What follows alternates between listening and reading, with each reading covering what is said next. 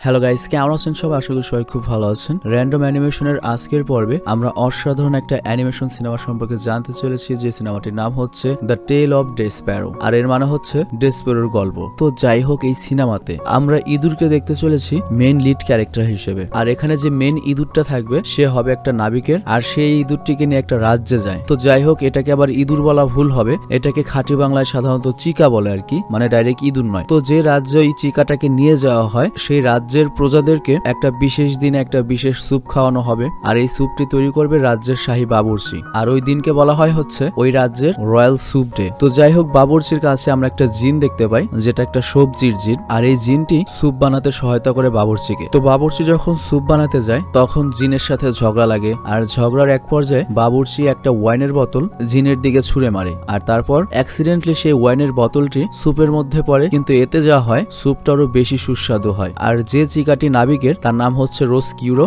আর সে এগুলো দেখে ফেলে। আর এরপর শাহী বাবুর্চি যখন স্যুপটি রাজা রানী সহ সকলকে পরিবেশন করতে আসে, আর রানী যখন স্যুপটা খেতে যাবে তখন কৌতূহল বশত রেস্কিউ রানীর স্যুপ খাওয়া দেখতে যায়, কিন্তু অ্যাক্সিডেন্টলি সে স্যুপের উপর পড়ে। আর এত কাছে থেকে চিকা দেখে রানী এত ভয় পায় যে তার হার্ট অ্যাটাক হয় এবং সে সেখানেই মারা যায়। আর এর ফলে পুরো প্রজারা আতঙ্কে ফেটে পড়ে, রাজা প্রচন্ড ক্ষেপে যায়, আর তিনি তার প্রহরীদেরকে ওই ইঁদুরটিকে মেরে ফেলার হুকুম দেন। আর রোসকিউরো তখন তার জীবন বাঁচানোর জন্য দৌড়াতে থাকে। আর এরপর যখন জানালার কাছে পৌঁছায় তখন সে দেখে তার যে মালিক ছিল, মানে যে নাবিক ছিল, সে তাকে ছাড়াই জাহাজ নিয়ে চলে গিয়েছে। আর এদিকে সিপাহীরা তোর পেছনে পড়েই রয়েছে। তো রেস্কিউরো তখন পালাতে পালাতে একটা ড্রেনের মুখের কাছে এসে পড়ে, আর সিপাহীরা যখন তাকে মেরেই ফেলবে তখন ওই গভীর ড্রেনে সে লাফ দিয়ে পড়ে, আর তারপর মাটির অনেক নিচে অনেক গভীরে চলে আসে। আর সেখানে সে আরেকটা বৃদ্ধ চিকাকে দেখতে পায়, এবং এই জায়গাতে ওর মতো অনেক চিকারা বসবাস করছে, মানে চিকা প্রজাতির যত প্রাণী রয়েছে সব এখানেই থাকে। আর ওই বৃদ্ধটি হচ্ছে এই চিকাদের লিডার। তো সে তার সাথে রোসকিউকে নিয়ে যায়। আর এদিকে রাজা রানীর মৃত্যুতে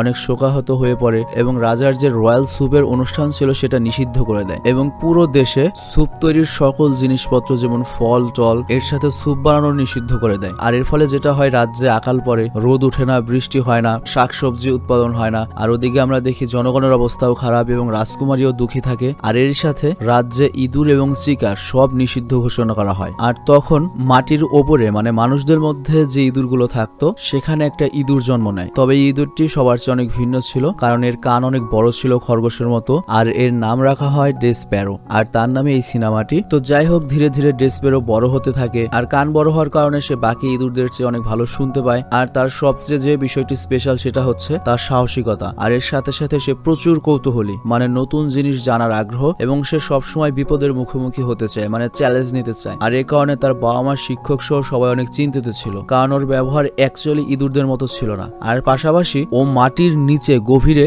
যে চিকা ওয়ার্ল্ড রয়েছে বা চিকাদের পৃথিবী রয়েছে সেখানে যেতে চায়, যেখানে যেতে বাকি সব ইঁদুর প্রজাতিরা ভয় পায়। তো যাই হোক, এরপর মাটির গভীরে চিকাদের পৃথিবীতে আমাদেরকে আবার রোসকিউকে দেখানো হয়। আর এখানে থাকতে তার মোটেও ভালো লাগে না মাটির নিচে, কিন্তু সে এখানে ফেসে গিয়েছে। আর ওই চিকাদের যে লিডার ছিল সে বাকি চিকাদের উপর হুকুম চালাতো, আর এটা রোসকিউর একদমই পছন্দ হতো না, মানে অ্যাকচুয়ালি ওই লিডারটা খুব খারাপ ছিল। আর রোসকিউরা যেটা করতো, সে মাঝে মাঝে তার ঘরের একটা ছিদ্র ছিল যেটা দিয়ে বাইরের দুনিয়া দেখতো। অ্যাকচুয়ালি সে বাইরে যেতে চায়, মাটির নিচে এভাবে বসবাস করতে চায় না। আর এদিকে আমাদের দেখানো হয় আমাদের ইঁদুর হিরো ডেসপ্যারো তারা ক্লাসে বসে রয়েছে, আর শিক্ষক তখন সকল ইঁদুরকে একটা পনিরের ছবি দেখায়, কিন্তু সকল ইঁদুর ওই পনির দেখে ভয় পেলেও ডেসপ্যারো ভয় পায় না। অ্যাকচুয়ালি মানুষ এই পনিরের মাধ্যমেই কিন্তু ইঁদুরকে ফাঁদে ফেলে, বা ওটার মধ্যেই বিষ দিয়ে ইঁদুরকে মারে। তো এর জন্য ইঁদুরদের কাছে পনির খুব ডেঞ্জারাস একটা কিছু, কিন্তু ডেসপ্যারো এই পনির দেখে ভয় পায় না বলে শিক্ষক চিন্তিত হয়ে যায়, আর তার বাবা মায়ের সাথে দেখা করে। তো শিক্ষক ডেসপ্যারোর বাবা মাকে বলে ডেসপ্যারোকে তার ভাইয়ের সাথে পাঠান,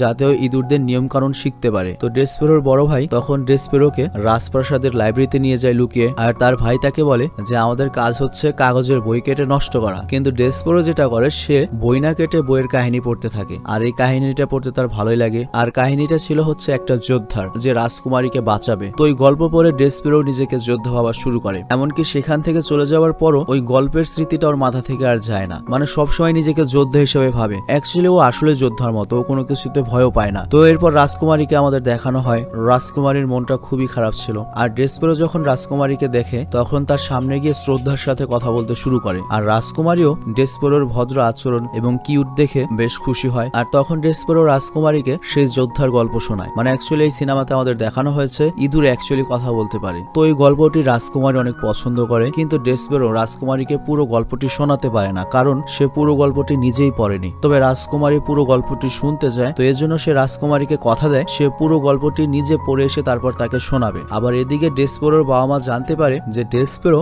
মানুষের সাথে গিয়ে কথা বলেছে, যেটা ইঁদুরদের জন্য পুরোপুরি নিষিদ্ধ। কিন্তু আমরা এদিকে দেখি ডেসপেরো কারো কথা শোনার পাত্র নয়। সে ওই যোদ্ধার কাহিনীটি আবারও লাইব্রেরিতে গিয়ে পড়ছে, আর তখনই সেখানে ইঁদুরদের যে কাউন্সিলের মেম্বার রয়েছে তারা চলে আসে এবং তারা ওকে বেঁধে নিয়ে যায় কাউন্সিলে এবং ওর নামে অভিযোগ ওঠে ও মানুষদের সাথে কথা বলেছে এবং ইঁদুরদের ওয়ার্ল্ডের নিয়ম ভেঙেছে, আর এর জন্য ওকে মাউস ওয়ার্ল্ড থেকে বের করে দেওয়া হবে এবং ওকে শাস্তি হিসেবে অন্ধকারাচ্ছন্ন সেই কুয়ায় ফেলে দেওয়া হয় যে এলাকাতে সাধারণত চিকারা থাকে। আর ইঁদুর আর চিকার কিন্তু শত্রুতা রয়েছে, চিকা সাধারণত ইঁদুরদের খেয়ে ফেলে ধরতে পারলে। তো যাই হোক, ডেসপেরো কিন্তু মোটেও ভয় পায় না, সে নিজেকে একটা সাহসী যোদ্ধা ভাবে। আর তারপর অন্ধকারে হাঁটতে হাঁটতে একটা জেলের কাছে চলে আসে, আর এখানে এসে দেখতে পায় অনেকগুলো চিকা মিলে একটা জেলারকে বিরক্ত করছে। আর জেলার জেগে উঠলে বাকি সব চিকা পালিয়ে যায়, কিন্তু ডেসপেরো সেখানে থেকে যায়। আর তারপর ওই জেলারটা ধরেও ফেলে ডেসপেরোকে। তো ডেসপেরো ভাবে এর আগে আমি মানুষদের গল্প শুনিয়েছিলাম, আমাকে তো সম্মান করেছিল, তো এর জন্য রাজকুমারীকেও যে গল্প শুনিয়েছিল সেই গল্পটা জেলারকেও শোনায়। কিন্তু জেলার তো বুড়া মানুষ, তার তো এটা ভালো লাগে না, সে ডেসপেরোকে ছুঁড়ে ফেলে দেয় এবং সেখান থেকে চলে যায়। আর তারপর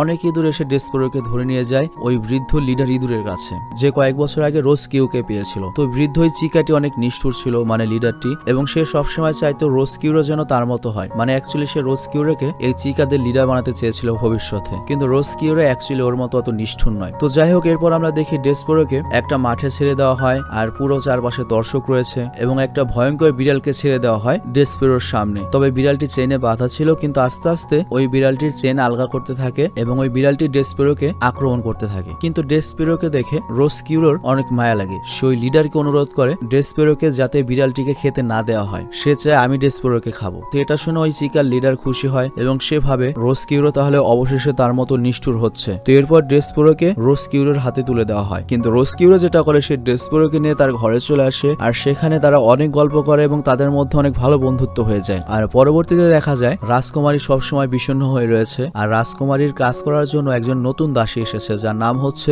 মিক, আর সে নিজেও রাজকুমারী হতে চায়, মানে মনে মনে নিজেকে রাজকুমারী ভাবে। আর এই জন্য সে রাজকুমারীর যে ক্রাউন রয়েছে সেটা চুরি করে আর সেগুলোকে নিজের রুমে নিয়ে নিজেকে রাজকুমারী ভাবতে থাকে। তো একদিন সে যখন আয়নার সামনে নিজেকে রাজকুমারী বানাচ্ছিল, তখন সিনিয়র একটা দাসী আসে এবং তাকে দেখে ফেলে এবং তাকে শাস্তি দেয়। আর শাস্তি হিসেবে সে আর রাজকুমারীর কাজ করতে পারবে না, তাকে জেলে যে কয়েদি থাকবে তাদের জন্য খাবার নিয়ে যেতে হবে। তো মিক যখন খাবার নিয়ে জেলে যায়, তখন ওই জেলারটি তার সাথে অনেক খারাপ ব্যবহার করে এবং তার খাবারও ফেলে দেয়। আর তখন মিক বলে আমি যেমন তেমন দাসী নই, আমি রাজকুমারীর দাসী, আমাকে সম্মান দিয়ে কথা বলবে। তো জেলার রাজকুমারীর নাম শুনে আরো রেগে যায়, মানে আমাদের মনে হয় রাজকুমারীর সাথে তার কোনো পার্সোনাল দ্বন্দ্ব রয়েছে। আর তখন আমরা ওই জেলারের পেছনের একটা কাহিনী জানতে পারি, যেটা হচ্ছে অ্যাকচুয়ালি ওই জেলারের একটা মেয়ে ছিল, আজ থেকে অনেক বছর পূর্বে, প্রায় 20-22 বছর পূর্বে ওই মেয়েটিকে সে রাজকুমারী মনে করত, মানে নিজের মেয়েকে সে রাজকুমারী হিসেবে মনে করত। কিন্তু টাকার অভাবে সে তার মেয়েটিকে নিজের কাছে রাখতে পারেনি, সে একটা পরিবারকে দিয়ে দিয়েছিল লালন পালন করার জন্য। আর তারপর থেকে সারা জীবন সে বিষণ্ণ থাকে। আর এই কথাগুলো আবার রোজ কিউরো আড়াল থেকে শুনতে পায়, আর তারপর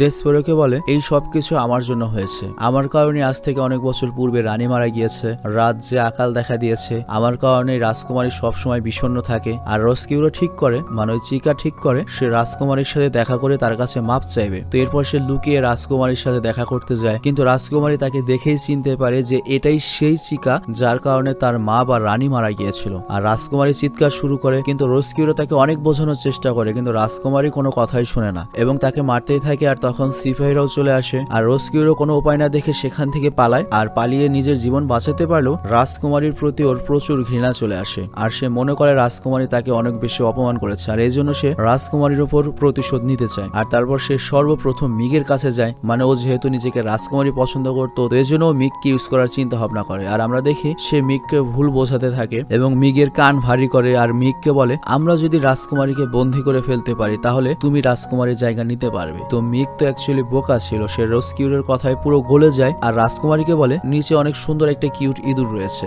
আর সেটা দেখাতে রাজকুমারীকে সাথে নিয়ে নিচে চলে আসে। আর ওই মুহূর্তে রোজ কিও করে কি মিগকেও ধোকা দেয়, সে রাজকুমারীকে এবং মিগকে দুজনকে একটা কামরায় বন্দী করে দেয়। আর তখন সেখানে রাজকুমারীকে দেখতে ডেসপেরো আসে, আর রাজকুমারী তখন ডেসপেরোকে তার গলার হীরার লকেটটি দেয় এবং বলে এটা আমার বাবাকে দেখাবে এবং বলবে আমি খুব বিপদে আছি। তো ডেসপেরো তখন তার জীবন বাজি রেখে সকল বাধা টপকিয়ে রাজার কাছে যেতে থাকে। যেমন আমরা দেখি অনেক ফাঁদ রয়েছে ইঁদুর মারার জন্য, সেগুলো সব পেরিয়ে এসে চলে আসে, কিন্তু হঠাৎ করে করে তার লকেটটি পড়ে যায়। তবে তারপরেও সে রাজার কাছে গিয়ে বলার চেষ্টা করে যে রাজকুমারী বিপদে রয়েছে, কিন্তু রাজা তার কোনো কথাই শোনে না। অ্যাকচুয়ালি রানী মরে যাবার পরে এত বছর হবার পরও রাজা এখনো শোকে ডুবে রয়েছে এবং সে ডেসপেরোকে খেয়ালই করে না। তো তখন ডেসপেরোর কাছে একটা রাস্তাই খোলা রয়েছে, সেটা হচ্ছে সে তার পরিবারের কাছে হেল্প চাইবে। কিন্তু তার পরিবারের কাছে গেলে তার পরিবার তাকে দেখে ভয় পায়, সবাই মনে করে এটা ডেসপেরোর ভূত। অ্যাকচুয়ালি ডেসপেরোকে যে অন্ধকার কুয়োতে ফেলে দেওয়া হয়েছিল ওখান থেকে কোনোভাবেই কেউ বেঁচে আসতে পারে না, কারণ চিকারা তো খেয়ে ফেলবে কিংবা না খেয়ে মরে পড়বে। কিন্তু ডেসপেরো সবাইকে বোঝানোর চেষ্টা করে সে বেঁচে রয়েছে, কিন্তু তারপরেও ওকে দেখে সবাই পালিয়ে যায়। আর তখন সবাইকে বিশ্বাস করানোর জন্য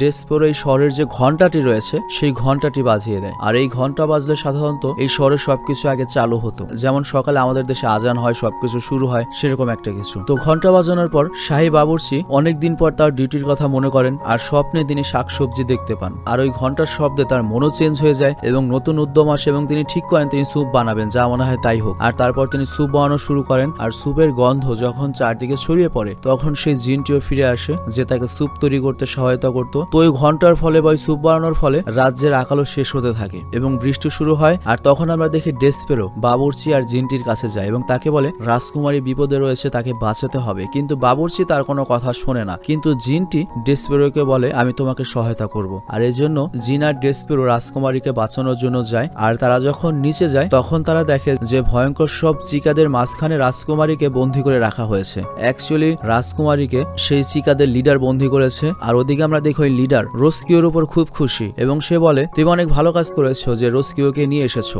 এবং আমরা সবাই মিলে এখন এই রাজকুমারীকে খেয়ে ফেলবো। আর তখনই সেখানে ডেসপেরো আর জিনও চলে আসে, কিন্তু তারা যখন সিঁড়ি বেয়ে উঠছিল তখন ধাক্কা খেয়ে নিচে পড়ে যায়, যার ফলে জিনটির শরীরের অংশ, মানে জিন তো ফল দিয়ে তৈরি, তার শরীরটা ভেঙে যায়। আর সে ডেসপেরোকে বলে আমি আর তো কিছু করতে পারবো না, তুমি যাও রাজকুমারীকে বাঁচাও। আর অন্যদিকে আমরা দেখি ওই লিডার চিকাটি রোস্কিউকে বলে খাবারের ঘন্টা বাজাও। আর ওই ঘন্টা বাজালে সকল চিকারা রাজকুমারীকে জ্যান্ত খেয়ে ফেলবে, কিন্তু রোস্কিউরও ডাইরেক্ট মানা করে, কারণ সে বুঝতে পেরেছে সে অনেক বড় একটা ভুল করে ফেলেছে। রাজকুমারী একটা নিরপরাধ, তাকে বন্দী করা তার উচিত হয়নি। আর এর ফলে রোস্কিউরের সাথে ওই লিডারেরই ঝামেলা বাজে এবং ওই লিডারটি নিজেই খাওয়ার বেল বাজিয়ে দেয়। আর তখন সব ইঁদুর রাজকুমারীকে খেতে গিয়ে আসে, কিন্তু তখন সেখানে পৌঁছে যায় আমাদের হিরো ডেসপেরো। আর সে ওখানে যে একটা ভয়ঙ্কর বিড়াল রয়েছে যেটা বন্দী, সেটাকে পুরোপুরি ছেড়ে দেয়। আর তারপর বিড়ালটি যেটা করে, এতদিনের রাগ ওকে আটকে রেখেছে, সবগুলো চিকার উপর হামলা শুরু করে। আর চিকারা তখন প্রাণ বাঁচাতে পালাতে শুরু করে। আর আমরা দেখি ডেসপেরো হাতে একটা সুই নিয়ে, মানে তরল হিসেবে একটা সুই নিয়ে যোদ্ধার মতো বাকি সব চিকাদের সাথে যুদ্ধ করছে রাজকুমারীকে মুক্ত করার জন্য। কিন্তু তখন ওই লিডার চিকাটি ওকে ধরে ফেলে। আর ওদিকে আমরা শহরে দেখি অনেক বছর পর শহরের উপর সূর্যের আলো আসে। আর সূর্যের আলো যখনই রাজকুমারীর সেই হীরের লকেটটির উপর পড়ে, যেটি রাজকুমারী ডেসপেরোকে দিয়েছিল তার বাবাকে দেওয়ার জন্য, সেই হীরেতে সূর্যের আলো প্রতিফলিত হয়ে চিকাদের যে জায়গাটা রয়েছে সেখানে পুরো আলোকিত হয়ে যায়। আর তখন ডেসপেরোর মনে পড়ে সে বইতে পড়েছে ম্যাগনিফাইং গ্লাস সম্পর্কে। আর তারপর সেই ম্যাগনিফাইং গ্লাসটা ওই লিডারের চোখের উপর ফালায়। আর তীব্র আলোর কারণে ওই চিকাটি নিচে পড়ে যায়, মানে যেখানে ওই বিড়ালের মাঠ ছিল, মানে ওই লিডারটি ওই মাঠের মধ্যে যাদেরকে বিড়াল দিয়ে মারতো সেই মাঠে নিজেই পড়ে যায়। আর তারপর বিড়ালটি ওর উপর আক্রমণ করে। আর ওই মুহূর্তে লিডার করে কি বিড়াল থেকে বাঁচার জন্য বিড়ালের যে ঘর রয়েছে সেই বিড়ালের ঘরেই ঢুকে যায়। আর তারপর বিড়াল ওর পেছন পেছন ঢোকে। আর রাজকুমারী তখন ওই দরজাটা বন্ধ করে দেয়। আর আমরা বুঝতে পারি বিড়াল ওই চিকার লিডারের কেল্লা ফতে করে দিয়েছে। আর এরপর আমরা দেখি রাজকুমারীর কাছে রোস্কিও ক্ষমা চায়। আর রাজকুমারীও রোস্কিউকে ক্ষমা করে দেয় এবং রাজকন্যা বুঝতে পেরেছে ওর মাঝে মারা গিয়েছে সেটা একটা দুর্ঘটনা ছিল। আর ওদিকে আমরা দেখি রাজকুমারীর সেই দাসী, মানে মিগো জেলে বন্দী রয়েছে। আর তারপর জেলার যখন সেখানে যায় তখন ওর ঘাড়ে একটা চিহ্ন দেখতে পায়। আর তখন সে বুঝতে পারে এই দাসীটি তারই মেয়ে, যাকে 20 বছর আগে টাকার অভাবে সে একটা পরিবারের কাছে দিয়ে দিয়েছিল। তো সে তার মেয়েকে ফিরে পেয়ে খুশি হয় আর মিগো তার বাবাকে পেয়ে খুশি হয়। আর তারপর মিগ এসে রাজকুমারীর কাছে ক্ষমা চায় আর রাজকুমারী ওকে ক্ষমা করে দেয় এবং ওকে ঠিক রাজকুমারীর মতো নিজ হাতে সাজায়। আর তারপর আমরা দেখি মিগ বা ওই দাসীটি তার বাবার সাথে রাজার চাকরি ছেড়ে ফার্মে সারা জীবন বসবাস করার জন্য চলে যায়। আর এদিকে রাজাও তার ভুল বুঝতে পারে এবং পুনরায় আবার সেই বিখ্যাত স্যুপ ডে চালু করা হয়। আর আমরা দেখি ডেসপেরো এবং রাজকুমারী অনেক ভালো বন্ধু। আর রোস্কিউকে আমরা দেখি সে তার আবার মালিকের জাহাজে রয়েছে এবং সে তার মালিকের সাথে নতুন সমুদ্র মিশনে নেমেছে। আর এভাবেই এই সিনেমাটির হ্যাপি এন্ডিং হয়। তো যাই হোক, খুবই ইউনিক এবং অসাধারণ একটা সিনেমা ছিল। আমার কাছে পার্সোনালি তো অনেক ভালো লেগেছে, কিন্তু তোমাদের কাছে কেমন লেগেছে সেটা কমেন্টে অবশ্যই জানাবে। আর আরো কোনো অ্যানিমেশন সিনেমার যদি সাজেশন থাকে বা অ্যাডভাইস থাকে সেই অ্যাডভাইসটা কিন্তু অবশ্যই করবে। আর তোমরা যদি চাও রেগুলার ভিডিও দেখো তাহলে আমি চেষ্টা করব আমাদের যে আরেকটা মেয়ে ভয়েস আর্টিস্ট রয়েছে তার মাধ্যমে আমরা 2টো করে প্রতিদিন অ্যানিমেশন সিনেমা আনার। আর আরেকটা বিষয় বলতে হচ্ছে, মানুষেরও ক্ষয় আছে, সবকিছুরই ক্ষয় আছে। আমি দীর্ঘ 3 বছর ধরে সার্ভিস দিচ্ছি তো আমার কিন্তু রেস্ট প্রয়োজন। তো যদি আমার চ্যানেলে অন্য কারো ভয়েস আসে তোমাদের উচিত সেটাকে একসেপ্ট করা, নেগেটিভ কোনো কথা বলা নয়। কারণ আমি আস্তে আস্তে অসুস্থ হয়ে যদি বিছানায় পড়ে যাই, যদি আমার সবকিছু বন্ধ থাকে, তাহলে আমার ক্যারিয়ারটাই নষ্ট হয়ে যাবে, ক্ষতিটা আমারই হবে। তো এর জন্য তোমরা যদি আমাকে ভালোবাসো, আমার চ্যানেলে যার ভয়েস দিয়ে ভিডিও আসুক তোমরা প্লিজ একসেপ্ট করবে। কিংবা আমার যদি এই ধরনের কাজগুলো কমে যায়, মানে আমার যদি এরকম ভয়েসের কাজ বা এই ধরনের ভিডিওর কাজ কমে যায়, তাহলে দেখা যেতে পারে ভবিষ্যতে আমি একটু বেড়াতে যেতে পারবো, বিভিন্ন জায়গায় কক্সবাজার হতে পারে বা বিভিন্ন দেশে বেড়াতে পারবো, সেখান থেকে ব্লগ করতে পারবো, তোমাদের একটা অন্য ধরনের এন্টারটেইন করতে পারবো। তো সেজন্য হলো নতুন ভয়েস যদি আসে সেটা তোমাদের একসেপ্ট করা উচিত, যাতে আমি random video channel, random animation বা স্যাভেজ থেকে অবসর নিতে পারি। অ্যাকচুয়ালি 1 বছরের মধ্যে আমি অবসর নিতে চাই এইসব চ্যানেল থেকে। তো যাই হোক, ভালো থাকবে, সুস্থ থাকবে, টেক কেয়ার, আল্লাহ হাফিজ।